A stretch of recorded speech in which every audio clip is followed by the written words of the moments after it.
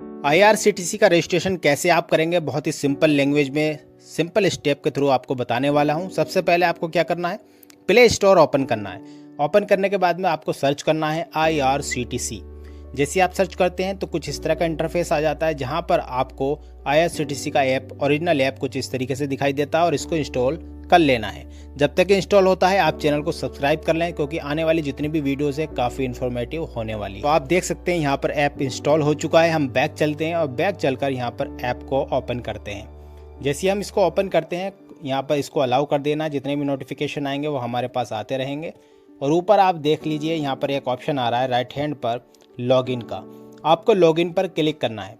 जैसे लॉगिन पर आप क्लिक करते हैं तो इसका जो मेन इंटरफेस है वो इस तरह का दिखाई देता है, जहां पर आपको सबसे ऊपर मिल जाता है यूज़र नेम का ऑप्शन, यानी कि आपको लॉगिन करना होगा यूज़र नेम डालकर, और नीचे आप देख रहे हैं पासवर्ड। तो यूज़र नेम और पासवर्ड डालकर आपको लॉगिन करना होता है। लेकिन हमारे पास यूज़र और पासवर्ड है नहीं, तो हमें सबसे पहले क्या करना होगा, रजिस्ट्रेशन यूज़र पर क्लिक करना होगा। सामने आप देख रहे हैं एक ऑप्शन आ रहा है यूज़र रजिस्ट्रेशन, यानी कि रजिस्टर यूज़र।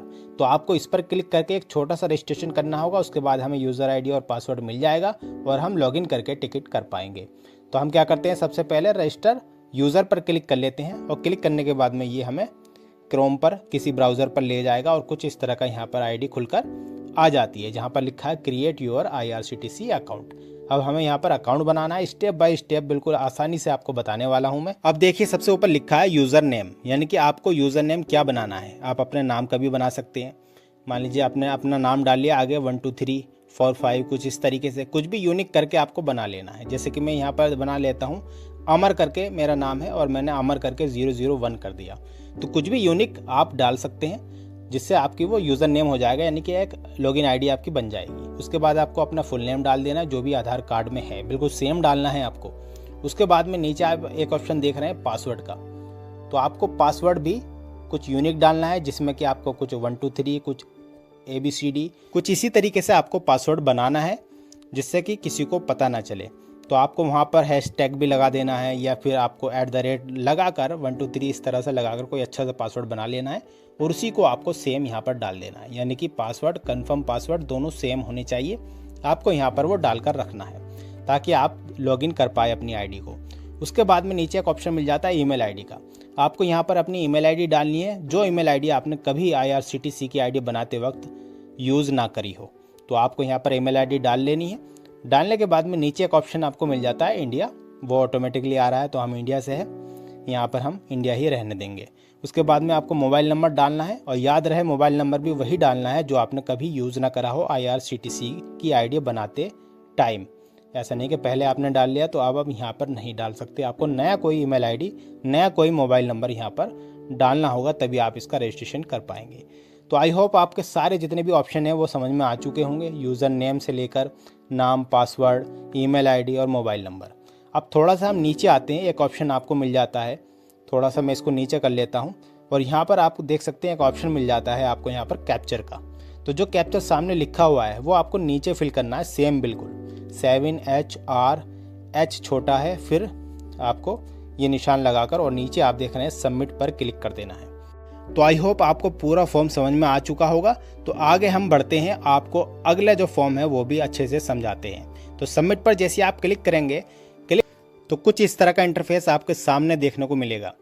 अभी हमने जो फॉर्म भरा था वो ऊपर है, और जो दूसरा पार्ट खुला है फॉर्म का वो नीचे है।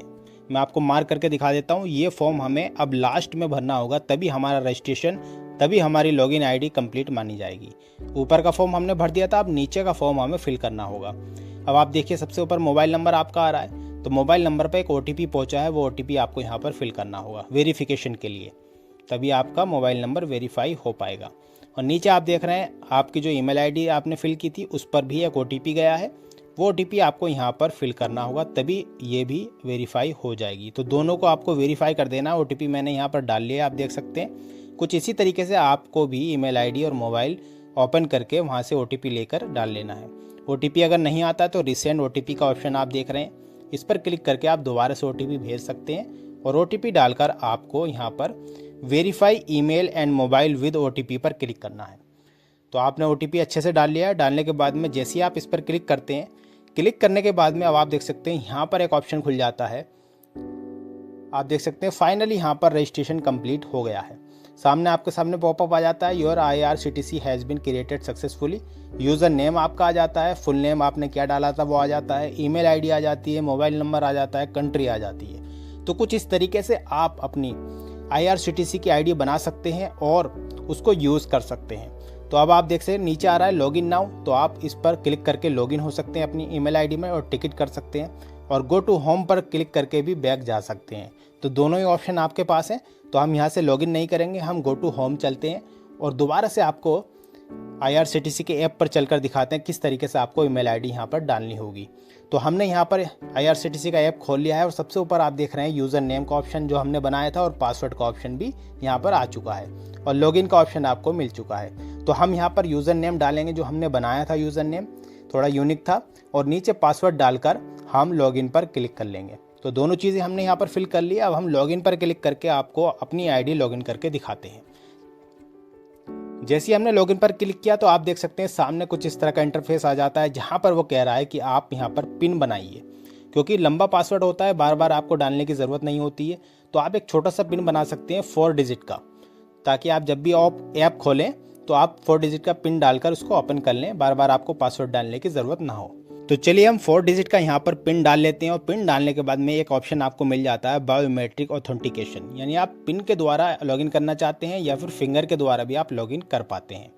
तो इसको आप ऑन कर देंगे तो आप फिंगर के थ्रू भी इसको लॉगिन कर पाएंगे। तो मैंने जैसे यहाँ पर ऑन किया तो मेरा फिंगर मांगा, मैंने जैसे ही फिंगर पर क्लिक किया तो please remember to keep your pin in safe place of future use, यानी अगर आपकी आईडी में कुछ हो जाता है तो यहाँ पर पिन डालकर आप इसको लॉगिन कर सकते हैं।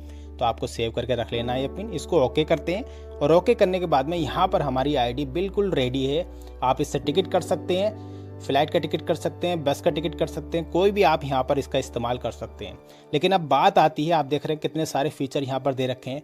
अब बात आती है कैसे आपको ये यूज़ करना है, क्योंकि हमने अकाउंट तो बना लिया, लेकिन इसको यूज़ कैसे करना है वो भी तो हमें समझ में आना चाहिए।